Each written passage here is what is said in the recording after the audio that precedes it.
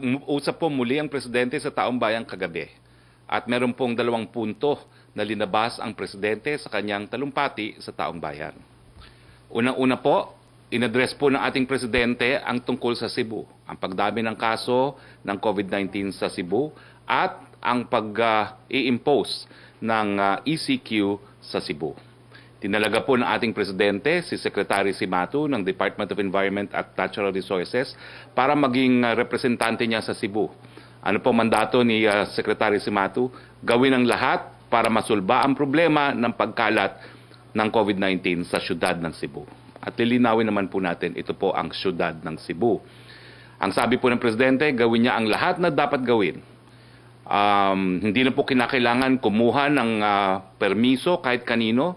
I-exercise niya ang lahat ng kapangyarihan ng IATF, ipagbigay alam lamang sa IATF, pero kinakailangan manalo tayo sa laban natin sa COVID-19 sa syudad ng Cebu. Bago po tinalaga si Secretary Cimatu dito sa latest assignment niya, matagal na po talagang tinatalaga ng ating Presidente si Secretary Cimatu bilang special envoy for special concerns. Nung meron po mga nakidnap na Pilipino sa Libya, siya po ang pinadala. Si Secretary Cimatu rin ang inutusan ng Presidente para linisin ang Boracay at ang Manila Bay. Ang kanyang latest order po kay Presidente, talunin ang COVID-19 sa syudad ng Cebu. Ang pangalawang punto po ng Presidente ay pinag-aaralan pa po ng kanyang legal team ang anti-terror bill. Sinabi po ni Presidente na as a matter of course, lahat po ng panukalang batas, hindi muna niya binabasa at pinapadala sa kanyang legal office. Ito po ang Office of the Executive Secretary dahil meron po tayong isang opisyales na Deputy Executive Secretary for Legal Affairs o DESLA. Ang sabi po ng Presidente, 1 hanggang 2 araw lamang ang kanyang kinakailangan at magdedesisyon siya kung pipirmahan bilang batas yung anti-terror law. Ang inistress po ng Presidente, titignan niya po kung merong constitutional infirmity ang panukalang batas. Abogado naman po ang Presidente at kaya niyang magkaroon ng kanyang sariling konklusyon kung meron pong paglabag sa saligang batas ang panukalang ito. Pumunta naman po tayo sa report ng National Task Force kay Presidente kagabi. Una, pagdating po sa overseas Filipino arrivals, kasama na po dito ang OFWs at ang mga overseas Filipinos. Meron na po tayong mahigit 62,022 na mga kababayan dumating na po sa Pilipinas mula Mayo 3 hanggang June 22, 2020. Tungkol naman po sa mga Pilipinong dapat mapauwi mula Sabah, bumuo na po ng isang task force for the handling and management of 5,300 Filipinos in Sandakan, Sabah. Ang DSWD, DOH, OWA at Bureau of Quarantine ang lead agencies. Nagkaroon po ng 400 persons per sortie na may interval na 15 days. Ang Zamboanga City po ang magiging processing area at nagpapasalamat po kami kay Mayor Beng Climaco dahil dito. Magsisimula po ito mula 30 ng Hunyo. Ito naman po ang report ng mga rehiyon ng localized lockdown as of June 21, 2020. Makikita nyo po ang suma total, meron po tayong 113 localized lockdown. Ang Metro Manila po ay merong 19 localized lockdown. Ang CAR po ay merong 67 localized lockdown.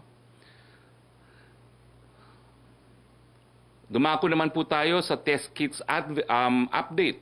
Makikita nyo po sa slide ang PCR test kits na dumadating kasama ang sample release reagents. Nandito po ang mga numero. Meron na pong dumating na 43,750 kits para po sa 1,050,000 tests.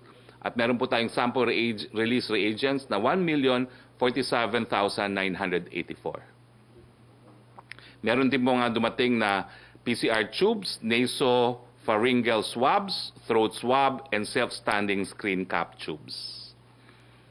Ito naman po ang awarded and procured test kits. Meron na po tayong 16 na awarded bids, 239,857 test kits. Ito po ay katumbas ng 8,544,282 tests na po pwede pong magawa gamit po itong mga test kits na nabili na. Ito naman po ang ongoing procurement pa. Hindi pa po sapat yung ating mga kinuha. No? Meron pa po tayong 5 ongoing bids para sa 15,750 test kits. At ito po ay po pwedeng gamitin sa 1,293,750 tests. Sa testing output, as of June 20, nakapagsagawa na po tayo ng 594,817 tests. Ang ating testing capacity po ay mahigit kumulang nasa 50,000 na. At ang goal po yan, no? Ang ating testing capacity goal ay 50,000. Ang ating testing capacity po noong Marso 2020, ibig sabihin ilang buwan lamang, ay 1,000 lang po. So ngayon, ang goal po natin ay 50,000 tests per day. Okay. So makikita nyo po yung mga laboratorio para sa PCR test na meron na pong lisensya. Well, yung February 2020, 3 lang po yan. Ngayon po, meron na tayong 63 laboratories as of June 2020. Now, makikita po sa laboratory distribution per region na ang Metro Manila ang may pinakamaraming PCR testing centers. Meron po tayong 27 testing laboratories sa Metro Manila. Pagdating naman po sa usaping SAP, inulat din po ng ating kalihim anyo na meron pong 496 complaints at karamihan ng mga complaints po ay laban sa mga lokal na opisyal tungkol po doon sa distribution ng SAP o yung ating ayuda. Meron na po tayong 728 suspects at nakapag-develop na po ng 264 cases laban sa kanila. 157 na pong mga kaso ang naisampa sa piskalya at 61 ay under investigation pa po. Sa mga admin cases naman, meron na pong 153 na naisampa laban sa mga barangay kapitan at mga sangguniang barangay. Meron pong 20 mga barangay captains na nademanda na po sa Ombudsman. Full blast na po ang distribution ng second tranche ng SAP ngayong linggo. Inaasahan po matatapos ito ngayong linggo. Pumunta naman po tayo sa balitang IATF kung saan nagkaroon po ng pulong ang IATF kahapon. Ito po ang mga naaproban.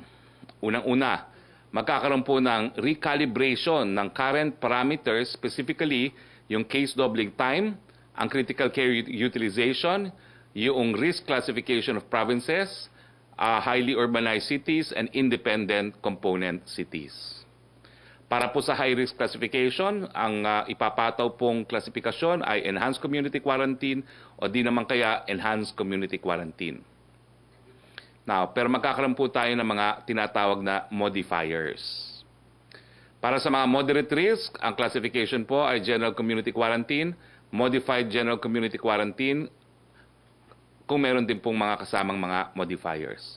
Para sa low-risk area, ang ipapataw na klasifikasyon ay modified general community quarantine. Ibig sabihin po, wala munang new normal.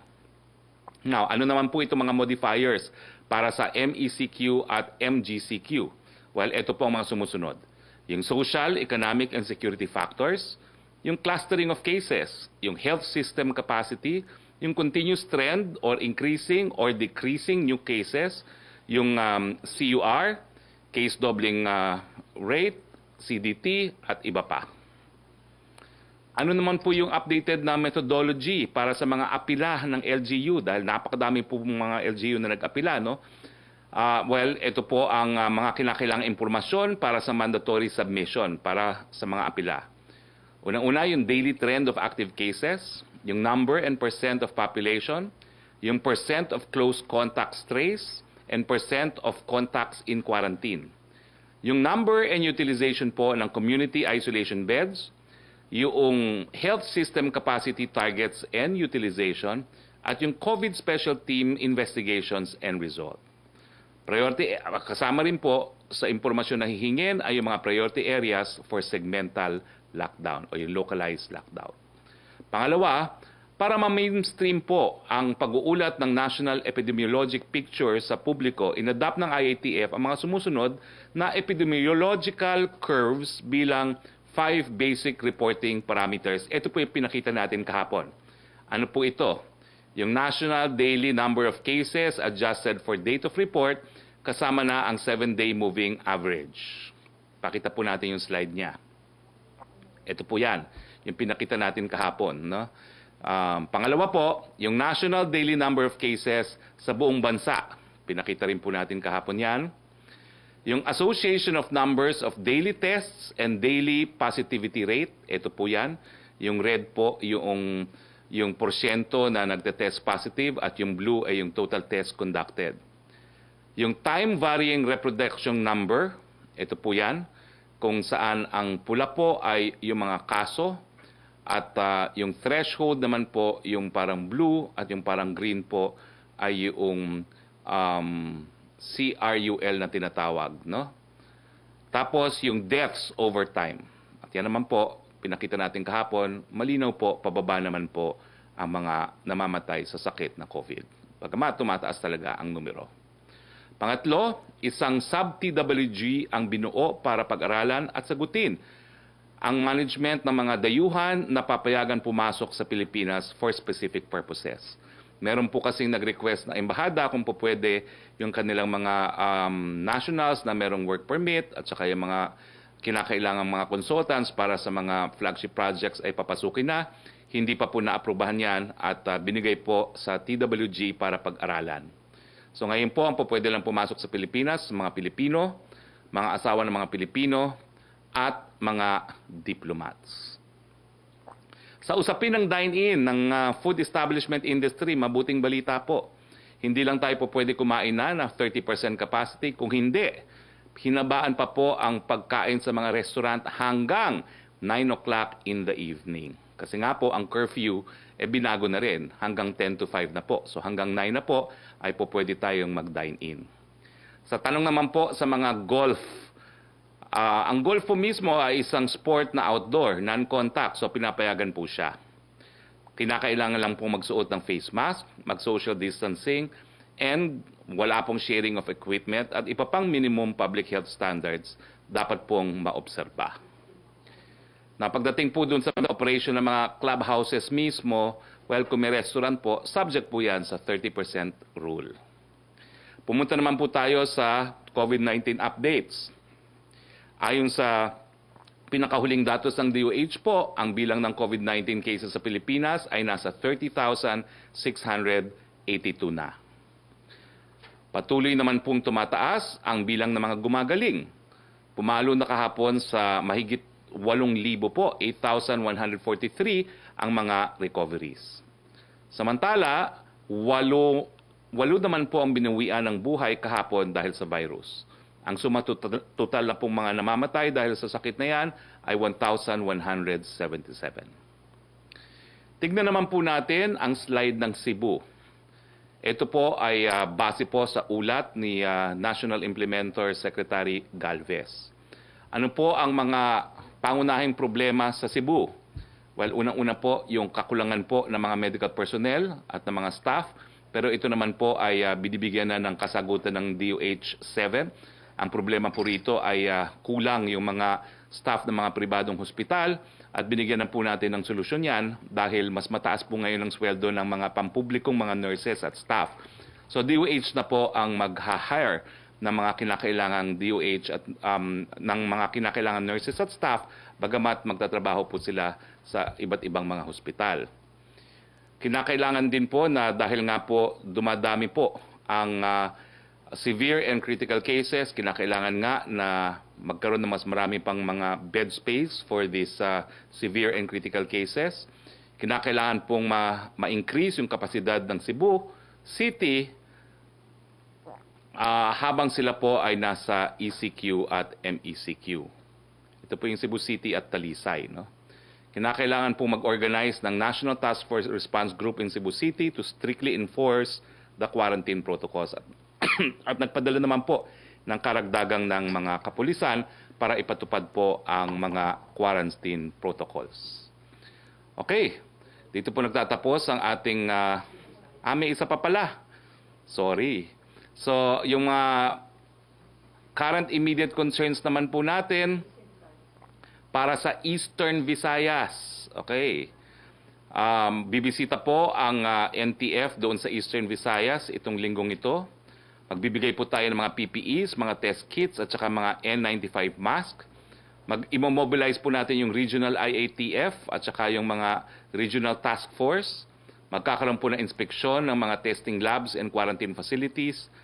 At yung issue po ng locally stranded, ipatetest po sila sa pamamagitan po ng PCR tests. Okay, puntahan na po natin ang mga tanong ng ating mga kasama sa Malacanang Press Corps. Maaga pa po, 12:19. So si Joyce Balancio po ng ABS-CBN.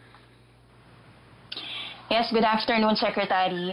Update lang po doon or follow-up lang doon sa recalibration of parameters sa quarantine protocols. To be simple about it, Secretary, ano po ba yung pinagkaiba nitong ibinaba ninyong recalibrated protocols doon sa ginagamit na natin? And does this mean po na meron tayo nakitang kakulangan or mali doon sa mga ginagamit nating protocols before? Well, gaya lang sinabi ko po, no, na wala na po yung new normal. Sa ngayon po, wala mo ng new normal. Ibig sabihin, lahat ng lugar sa Pilipinas, meron pa rin pong community quarantine. No? So, yan po yung pagbabago doon sa inaprobang parameters. Pero pareho pa rin po ang basihan yan, case doubling time, critical care utilization, at tinitignan din po yung ekonomiya. Okay po.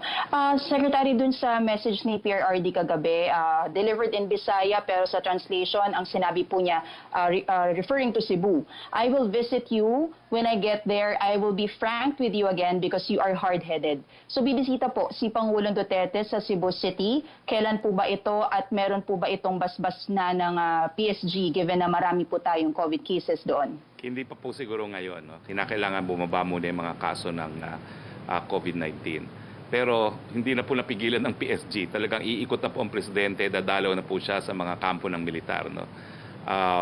Pero sa Cebu po, hindi pa siguro in the near future. Pero talagang taga Cebu naman po ang ating presidente. Kaya kampante siya na maintindihan ng mga taga Cebu kung meron man siyang mga sasabihin na galing sa puso at prangka. Apo, nabanggit niyo na rin po, Secretary, mag-iikot siya sa military camps and I believe nabanggit niya kagabi, gusto niya sumakay dun sa bago nating frigate. Ito po yung pinakamalaki na meron tayo ngayon. May schedule na po ba kailan po mag-iikot ang Pangulo at kailan siya sasakay dito sa frigate? Wala pa po. Makikipagtawaran muna sa PSG para siya ipayagan. Okay po. Last na lang po for me, Secretary, kakalabas lang po ng SWS survey done May 4 to May 10, 2020 at nasabi po doon na 43% of Filipinos or 4 out of 10 expect their lives to worsen in the next 12 months. Ano po ang reaction natin dito? Well, yan naman po ay kasagsagan pa rin ng quarantine natin. No? At siyempre po, alam naman natin na dahil nagsara ang ekonomiya, talagang mahihirapan po ang buong bansa, ang buong mundo, hindi lang naman po ang Pilipinas. Dahil kinakailangan lahat tayo bumangon at hindi po madali itong proseso na pagbangon. Naintindihan po natin yan. Thank you, Secretary. Maraming salamat, Joyce. Yusek Roque. Secretary, good afternoon. Tanong mula kay Rosa Licos ng UNTV. Clarification lang po, if si Secretary Cimatu ba yung Visayas Deputy Implementer para po sa Visayas Region 7 at ng buong Visayas? Siya na nga po siguro yun, no? Pero ang mandato talaga niya ay para sa syudad ng Cebu, bigyan ng lunas, kinakailangan pabagalin ang pagkalat ng COVID-19, ipatupad po ang mga quarantines at palawagin ang kakayahan na alagaan yung mga magkakasakit ng severe at critical, no? Pero ang importante po talaga dyan ay makipag-ugnayan sa taong bayan nang sa ganon, sa pamamagitan ng social distancing, ng good hygiene practices, at pagiging homeliners, mapababa natin ang mga nagkakasakit sa Cebu City po. Question from Belia Cariaso of Bandera. May warning po on possible second wave na coronavirus kung saan ikinukumpara sa second wave na naranasan noong 1912 Spanish flu na naging deadlier. Are we preparing for this at kung kakayaning i-handle ng bansa ang possible second wave ng coronavirus? Well, kaya nga po tayo nag-iingat na habang tayo nasa first wave pa, kinakailangan mapababa muna natin, no? Yung numero dito sa first wave. Kaya nga po, unang-una, nawala na po yung new normal na na tinatawag natin na klasifikasyon. Lahat po tayo under quarantine pa rin. Pangalawa, ito na nga po, nagtalaga ng representante ang ating Pangulo sa lugar na mabilis sa pagtaas ng COVID sa Cebu at City at saka sa Talisay. No? So, tingin ko po talaga, yan ang iniiwasan natin. Sabi nga ng Presidente po, baka hindi na natin ma-afford ang second wave. Kaya mga kababayan, kinakailangan po natin ng kooperasyon ninyo. Manatili po sa ating mga tahanan, kung hindi naman kinakailangan lumabas, social distancing, hugas ng kamay, gamit ng disinfectant at pagsuot po ng mga masks. Opo, from Francis Wakefield ng Daily Tribune, follow-up po ito dun sa planong paglilibot ng Pangulo. Sinabi nga niya yung desire niya to move around the country despite the threat of COVID-19, particularly on his health. Bakit daw po siya nag-decide ng ganon, sir? Well, sinabi naman niya, pikam-pikan na siya na nakakulong siya. Gusto na rin po niyang malaman ang iba't ibang kondisyon ng mga iba't ibang bahagi ng Pilipinas at pagbisita niya sa mga kampo, makikita rin naman niya ang kondisyon kung nasaan yung mga kampong yon. Parang hindi naman po siya hindi siya kakaiba sa maraming kababayan na natin na gustong makalabas, no? Pero siya naman limited at focus po yung paglabas niya. Titignan niya yung kondisyon ng ating mga kasundaluhan at yung mga lugar kung saan nakalagay o naroroon ang mga kampo. Maricel Halili, TV5. Hi sir, magandang hapon po. Sir, last night doon po sa public address ng Pangulong Duterte, he did not mention names in Cebu kung kanino siya disappointed. But just to be clear about it, was he referring to the local government? Does he think that the local government in Cebu City has lapses in imposing policies para po tugunan yung mga COVID-19 issues doon sa lugar nila? Ang malinaw pong sinabi ng Presidente, wala pong kwenta ang paninisi sa puntong ito. There's no need for finger pointing. No? Kaya ang apela po niya sa lahat po ng kanyang mga kababayan dyan sa Cebu City at sa Talisay. Alam naman po natin kung ganong kalala at ganong kabilis kumalat ang COVID-19. Sinabi na po natin ang mga pamamaraan para mapabagal yan at hindi po nangyari. Ibig sabihin, hindi po tayo sumunod dun sa mga tanging pamamaraan para mapabagal yung mga sakot na yan. So, hinihingi niya po ang kooperasyon ng kanyang mga kababayan dyan po sa syudad ng Cebu at sa Talisay. So, sir, with the appointment po of Secretary Cimatu, how will it affect the authority of the local government? Does it mean that they cannot make decision unless it was approved by Secretary Cimatu? He's there as representative of the President, and of course, the President continues to have supervisory powers over local government officials. No? So, ano po yan? It is powers by virtue of delegated powers of the President to Secretary Cimatu. Siyempre po, kinakailangan makipagtulungan pa rin ang mga lokal na pamahalaan, hindi naman po kakayanin niya na isang tao. So kinakailangan po ngayon, kapit-bisig, bayanihan, we will heal as one is we move as one dyan po sa Cebu City and Talisay. Sir, last two questions. Yun pong sa research ng UP, nagkatotoo yung sinabi nila na 24,000 ng mid-June. And now, sinasabi po nila 40,000 by end of June. Do you see this happening now, sir? Hopefully not. And the challenge, mga kababayan, let us disprove the prediction of UP na magiging 40,000. Let us stay at home. Let us observe social distancing, maghugas ng kamay, gumamit ng mga disinfectants. Huwag po sana nating payagan na umabot ng 40,000 pag tapos po ng buwan ng Hunyo. Challenge po yan. I hope everyone will accept this challenge. Sir, last question. Can we have an update doon po sa House Bill 6895? Yun pong amendment doon sa opening ng classes para mapayagan na ma-adjust beyond August. It was already passed by the Senate and the House. Nasa lamesa na po ba ito ng Pangulo? And do we expect the President to sign it right away? Wala pa po akong impormasyon tungkol dyan. I will check po. Thank you, sir. Very much, Maricel. We'll go back to you, Sec. Roque, please.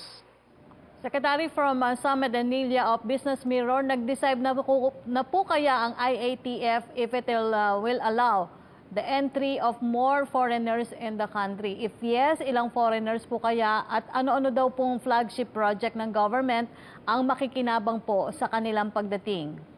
Ang decision po, wag mo nang papayagan ang ibang mga dayuhan. Bumuo po ng technical working group meanwhile, no, para pag-aralan itong isyong ito. Pero hindi pa po tayo magpapapasok ng mga dayuhan. Mga Pilipino pa lamang, kanilang mga asawa at pamilya at mga diplomats ang po pwedeng pumasok po. Mula pa rin kay Sam Medanilla, nabanggit po nila earlier that the government can allocate additional funding for PhilHealth for the implementation of the Universal Healthcare Law. Does the President support this measure?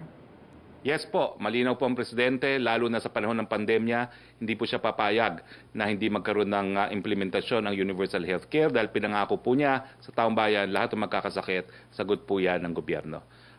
Kinakailangan din siyempre po ng kooperasyon ng parehong kapulungan ng Kongreso dahil kinakailangan po ito ng batas because it entails spending of public funds.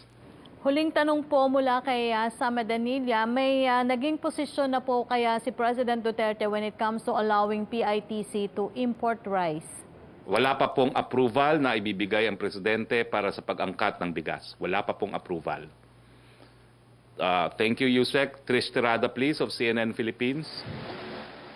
Hi, Secretary. Good afternoon po. Sir, we're almost a month into general community quarantine. Ano po yung napapag-usapan sa IATF in terms of assessment ng situation natin dito sa Metro Manila? Do you see an improvement? And at the same time, sa tingin niyo po ba nakakapag-adjust na po ba yung mga tao dito or population at least dito po sa Metro Manila? Well, siyempre, napakaingat natin pagdating sa Metro Manila because we're almost 15 million and this is really still the epicenter of the disease, no? So, bagamat successful po tayo sa pag-improve ng ating critical care capacity dahil napakadami nating ginawang mga isolation na places, yung mga Wihilas One centers kung saan po pwede lang pumunta yung mga meron lang mild symptoms para naman yung mga kama ng hospital ma-reserva para sa mga maseryosong mga kaso. Yung doubling rate ang tinitignan. Kasi nga pasang-awa tayo, the last time 6.9. So binabantayan po nila yung doubling rate, no. Bagamat mabuti po yung ating critical care capacity, no. So pero malalaman po natin 'yan. Kaya nga po paulit-ulit tayo, matakot po tayo sa COVID dahil habang walang bakuna, tayo lang po ang magdedesisyon kung dadami o kakaunti ang kaso ng COVID. Secretary, doon naman po sa Cebu City, since syempre meron na intindihan po natin na hindi pa rin talaga lahat nakakagamay nung gravity ng situation na meron po tayo. Ano po yung, kumbaga, dapat natin matutunan sa sitwasyon ng Cebu City? Saan po posibleng nagkamali? Ang sabi po ng Presidente, and quoting the President, naging overconfident po ang mga Cebuano, no?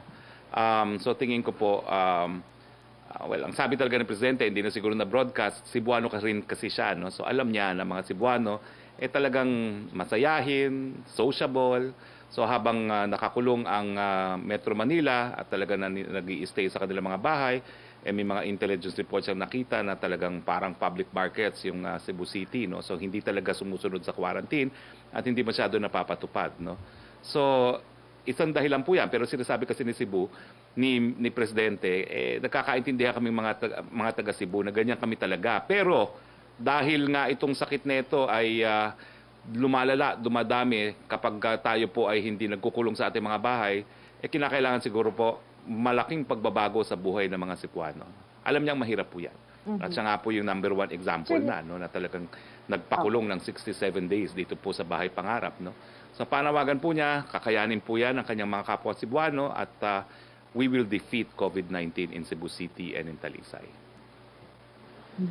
Sir, last night as the President discussed about terrorism, nabanggit po niya na pinakamalaking banta, more than the Abu Sayyaf, are the communists. Sir, recently, an Undersecretary for Communication Undersecretary apparently red tagged Sister Mary John. Sir, hindi po ba delikado ngayon yung mga ganitong cases ng pan-red tag, especially na kinukonsidera na po ng Pangulo na terorista itong mga communists or NPA po? Well, malinaw naman po ang desisyon ni Presidente. Tanging ako lang po at aking tanggapan ang po pwede magsalita para sa gobyerno at si Yusek Vergere pagdating sa mga bagay-bagay na related sa health. No? So that is a personal expression po of kung sino man ang nagsabi niyan. At unfortunately, wala rin po akong jurisdiction dahil hindi naman po yan sa aking tanggapan. No? So I do not know kung ano na naman yung rin-refer niyo po lately. No? But if it is an office within PCOO, please direct your question po to the PCOO. Pero that is a personal opinion po of the writer. At sa ating demokrasya, hindi naman po pwede na kapag pupulaan mo lang ang gobyerno, meron kang kalayaan. No? Siyempre, yung mga taong gobyerno na pupulaan yung mga kalaban ng gobyerno, hayaan din natin sila. Because the freedom of expression is guaranteed under the Bill of Rights. Thank you, Secretary. Thank you, Trish. Back to Yusek Roque, please. Secretary from Laila Salaveria, yung una pong tanong niya ay nasabi niyo na po yung tungkol sa atas ng Pangulo kay General Cimatu or Secretary Cimatu sa Cebu. Yung second question niya po, how long will Secretary Cimatu's tenure be, and is there a need to appoint a temporary replacement for him as DNR Secretary while he oversees the situation in Cebu City? Hopefully po, the assignment will be as short as possible para po bumalik sa GCQ man lang ang Cebu City at ang Talisay. Meanwhile po, hindi naman siguro kinakailangan na magtalaga ng kapalit niya sa DNR. Maraming beses na po na binigyan ng special mission ang ating Secretary of DNR at hindi naman po kinailangan na magtalaga ng kapalit sa DNR. So status quo po, he remains Secretary of DNR. Tanong naman po ni Virgil Lopez ng GMA News Online, natanong na rin po ito ni Sam Medanilla. Ang second question po niya, President Trump is expected to sign an executive order suspending foreign work visas, barring hundreds of thousands of foreigners from coming to work in the United States. May we get Pala's reaction to this? We respect that decision kasi tayo nga po, hindi rin natin pinapapasok ang mga work visa holders. Yan po yung naging desisyon ng IATF. No? And sovereign states can decide on these matters po. Thank you, Yusek. Si Joseph Morong of GMA, please. Hi, sir. Good afternoon po. Sir, first off, dun sa kay Secretary Duque and the statement of the President, yes, last night, no, he said that kung tatanungin siya ni Ombudsman Martires, he would say that he still believes in the honesty and integrity of his people. So, sir, ito po bang statement na to absolves Secretary Duque from whatever findings the Ombudsman might have? Hindi po, no? Tuloy pa rin ang investigasyon.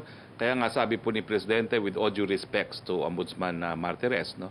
Alam po niya na independyente at constitutional office ang Ombudsman at hindi po niya hinahadlangan ang investigasyon nito. Ang sinasabi lang niya, kampante siya na lahat ng tauhan niya sa kabinete ay mapagkakatiwalaan. But do you think, sir, such statements have maybe a suasion, even a moral suasion, on the part of the investigators from the Ombudsman? Should they still continue to investigate Secretary Duque when we have this kind of statement from the President? Ombudsman Martires is a criminal lawyer, a former RTC judge, CA Justice, Associate Justice of the Supreme Court. Hindi po yan matitinag. Alam po niya ang batas niya, titignan lang niya kung meron nalabag na batas. Kung hindi man ang anti-graft law, then titignan po niya yung Salonga Law on Code of Conduct for Public Officers. Yes, sir. Sir, meron lang pong statement si Presidente yesterday that's gaining traction, no? Sabi niya that the number one threats are the communists. Some are saying na parang medyo out of focus in terms of priorities ang pamahalaan with regard to what is the more important threat in this country. Well, although he said number one po yan, siyempre number one pa rin COVID. Kasi halos lahat naman ang atensyon ng gobyerno ngayon, puro COVID. Pero in terms of defense and national security, ang pinakamalaking hadlang o banta ay ang mga komunista. Yan po ang ibig sabihin ng ating presidente dahil hindi naman po mapapagkaila na talagang COVID pa rin ang inaatupag ng buong daigdig. Alright, sir, just a short follow-up. Yung ibinigay ko lang, yung loans, do you have the data na? Naku, akala po natin ngayon ay mag-guess si Governor Jokno, no? At nagpa-reset siya. Pero malinaw po ang nakasaad sa bayanihan law, no? It's a 30-day grace period, and after the 30-day grace period, after matanggal po ang MECQ, dyan po magbabayad ang taong bayan. Now, ang maraming tanong kasi kung nag-i-impose ng interest on interest and all that, kaya po hahayaan kong si Governor Jokno ang sumagot ng lahat na yan.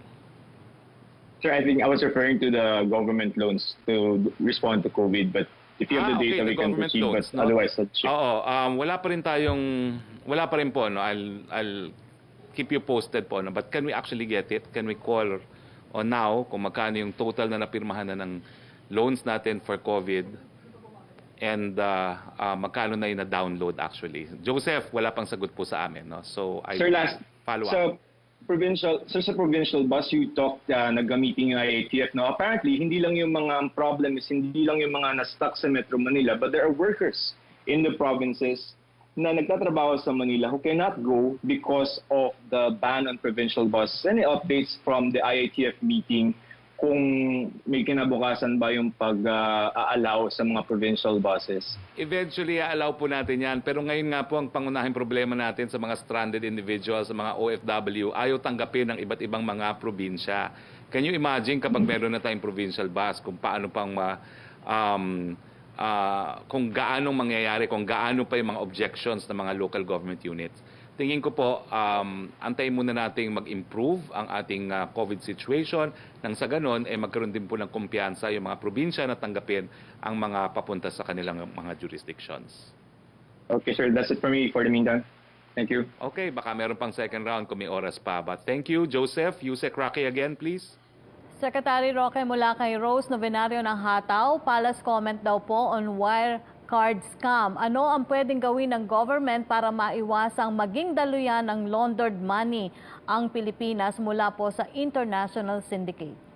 Well, linilinaw po ng Bangko Sentral at ng dalawang bangkong involved, BDO at BPI, na wala pong katotohanan yung ginawang certificate ng mga junior bankers na merong napunta ritong pera galing po dyan. No?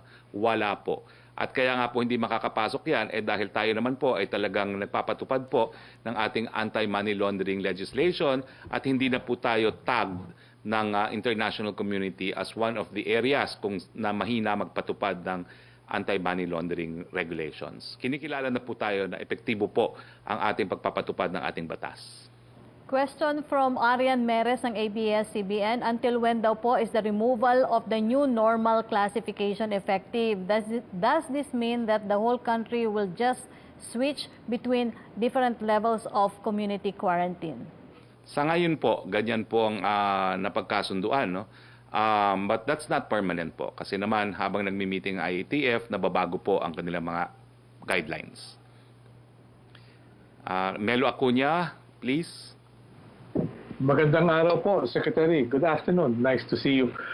Pinatatanong po, ano raw po ba ang pinakabasihan ng pagtatakda ng 10 tao sa loob ng simbahan? Samantalang meron namang social distancing, katulad ka sa Manila Cathedral, malaki naman yung espasyo.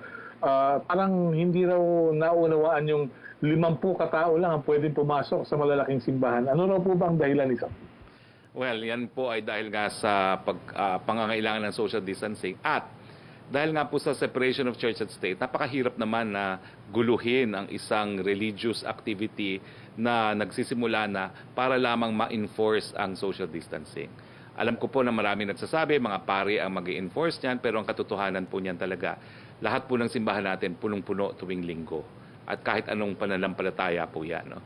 So, ayaw naman natin na madistorbo rin yung mga religious services. So, hayaan mo muna nating bigyan ng prioridad yung kalusugan at meron naman po mga alternatibo. Ako po hanggang ngayon ay sa internet po nagpa-prayer, nagba-Bible study at sumasamba at pwede naman po yan dahil personal naman po ang ating mga relasyon sa ating Panginoon.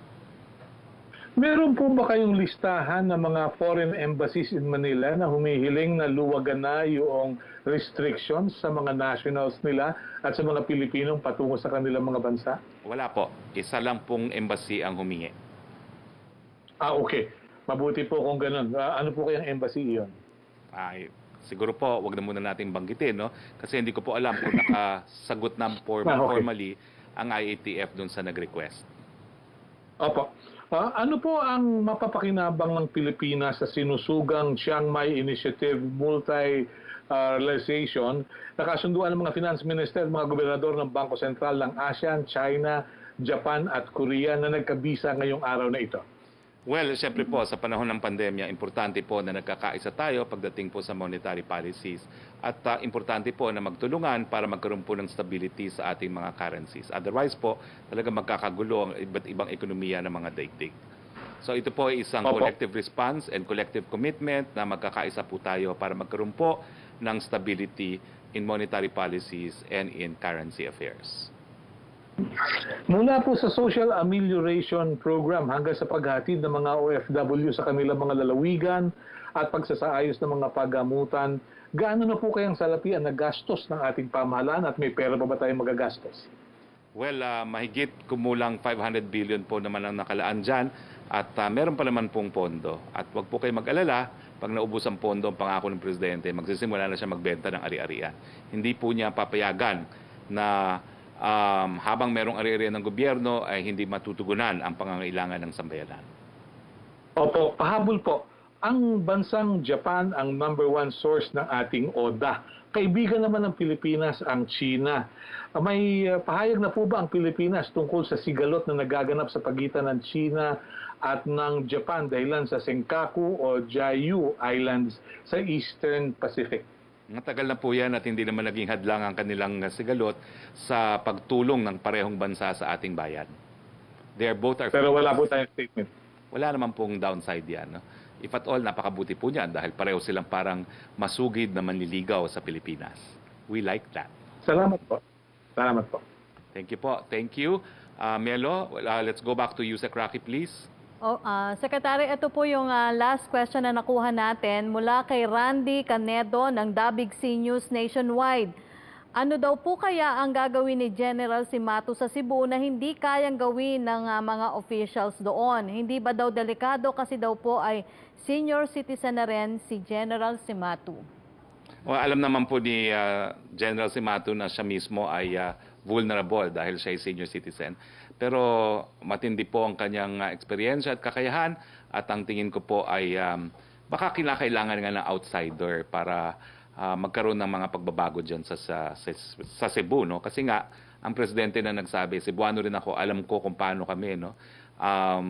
Talagang, ang mga Cebuano, talagang they love to live life. No?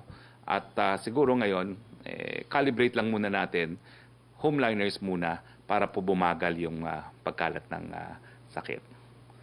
Okay, so second round of Skype. Joseph, meron ka bang tanong? Because we have a few minutes left. Sino pong gusto mag-second round sa Skype? Joseph? Hi, sir. Yes, sir. go Hi. ahead. Yeah. Okay, I have a couple. Pasensya na, sir. Sa anti-terror bill, sir, is this a priority for the government, given what the president had also said kagabi na terrorism is a problem aside from COVID and the terrorists are taking advantage of the situation? It was certified urgent, Joseph. Yeah, okay. And then, sir, dun po sa mga contact tracers, sabi ni Sec. Anyo, 50,000 ang kailangan pang i-hire. Paano, sir, yung method of hiring? Can regular people just apply sa DOH or sa ITF? Paano ba, sir, to? Ay, hindi pa po malinaw sa akin din. No? Kasi nga, maraming mga suggestion kung sinong dapat ma-hire as contract tracers. Pero hayaan muna natin pong plansahin mabuti yung qualification at saka kung ano yung gagawin ng mga contract tracers. Dahil alam ko po, yung mga contract tracers will work with an app, not only the safety.ph app, but also with the app offered for free to the world by Google and Apple. Yes, sir. Sir, just last two. Logistics. Sir, yung pag-ikot ni Presidente sa mga military camps in the coming days, wala pang schedule, but will you be opening this up to the media for coverage? I don't think the media can actually physically go with the President because I don't know how you can go with him. No? But I'll bring it up. Baka naman po pwedeng mag-pool. No? That's a possibility, but I cannot promise. No? I can only suggest it. Okay. Sir, last sa Sona. May forma na po ba yung magiging Sona ni Presidente given the situation? This is going to be a blended Sona, as you said? I can confirm it will not be the same Sona that we are used to. Siyempre po, wala na yung mga madamihang mga opisyales na nag-a-attend, wala na yung fashion show na pagandahan ng suot, at tingin ko po, kakaunti lang ang mag-a-assemble sa Kongreso. Di ko pa po sigurado if the President will physically go or will address it online. Pero meron pa po kami mga plano na hinahanda. Baka naman surpresahin namin kayo. Konting clue naman dyan. So, we need to go out of our house now to... Kung may clue, wala na, hindi na surpresa. Pero, we have, in the Office of the Presidential Spokesperson, cooking up something. Alright, sir. Sige, thank you for your time, sir. Okay, second round of Skype. Melo Acuña. Yes, Secretary. Tatanong ko lang, ano po yung pinaka-guidelines ng IATF doon sa mga nag-e-exercise sa umaga? Nagbi-brisk walking o nagja-jogging? Do they really have to wear face masks? Dahil sabi ng ilang mga manggagamot, delikado sa baga ito. Yes po. Ako po nagja-jogging. Talaga po ang ordinansa ng Quezon City, kailangan naming mag-face mask. So gamitin nyo na lang yung manipis na face mask. Kasi kung napapansin nyo pa, iba-ibang sinusuot kong face mask. No? Yung aking isang face mask na binigay ng mga katutubo, minsan ko lang ginagamit kasi dalawang tela, mahirap huminga. So pag jogging ko, yung pinakamanipis na tela ang aking ginagamit na face mask. Opo. Ano po yung worst case scenario na nakikita ng tanggapan ng Pangulo?